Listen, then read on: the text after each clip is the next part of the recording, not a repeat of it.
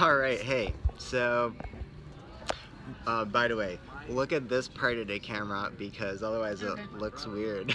I've looked at my other videos.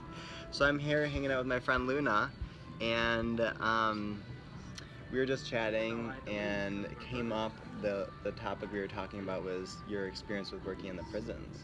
And it was really touching for me to hear about what that means for you, because it's recently been calling to me very deeply to really tend to this whole, all of our people who are addicted to drugs, who have emotional, just that whole mess, right? Yeah.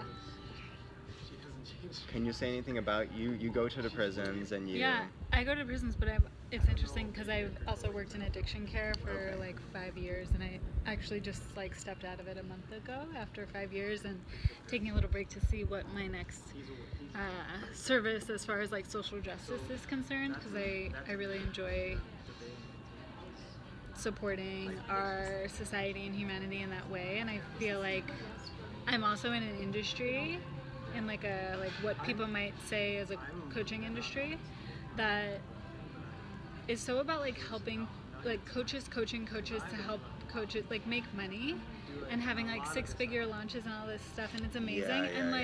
And that's not my world. It's all about alignment, but there's an element missing of like, but what are you doing in the world of like service that is supporting, like, it's great if you can coach one person and support them into like up leveling their life, and they're gonna have a ripple effect, and I understand that. And I think just social justice as being an advocate where you're hands-on and not just giving someone money is different, and so finding that spectrum where people's rights touch you, and so whether it's an intersection of race and sex, or it's a limited population, or it's, you know, the people who have the least amount of rights is people who have mental disabilities in particular. So this is all areas of social justice.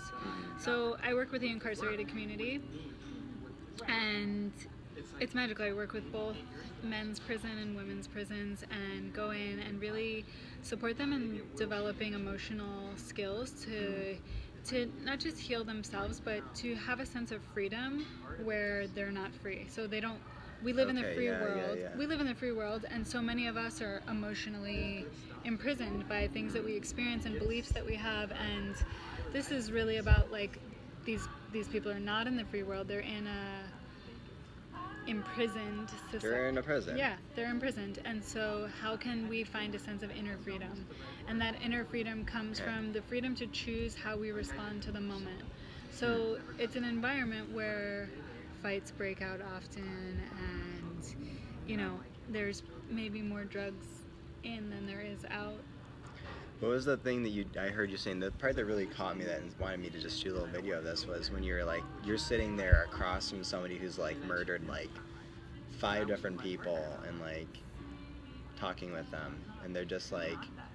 Yeah, I mean, like, you can't see all of me, but I'm little, and... Sheesh. A little. But you have a big presence. I got a big presence, and it's like huge. And a tall bun on your head. And a little tall bun. Yeah. That gives you a couple extra inches. Yeah. You know, whether it's a current or ex-gang member, people who have left that or are still in it within the prisons, or whatever people have done, it's like I'm sitting across from people who have regularly raped or murdered, or, you know, had made those Something choices awful at some time in their life. And like, yeah, would I choose that? No. Like, would I do something like that? I don't think so. Like, I don't know, and haven't yet. But it's really like the impact that I make. Like, we're teaching them all these tools of like emotional mastery and how to create freedom, and it really comes from the experience of feeling loved and accepted, that they can even begin to create their own love and acceptance for themselves. Because it's like the idea of self-love and acceptance is a great concept, but with so much guilt and self-judgment around their past choices, and wanting to, like, these are people who are choosing to come to this workshop, so they're consciously making, wanting to create a change in their life.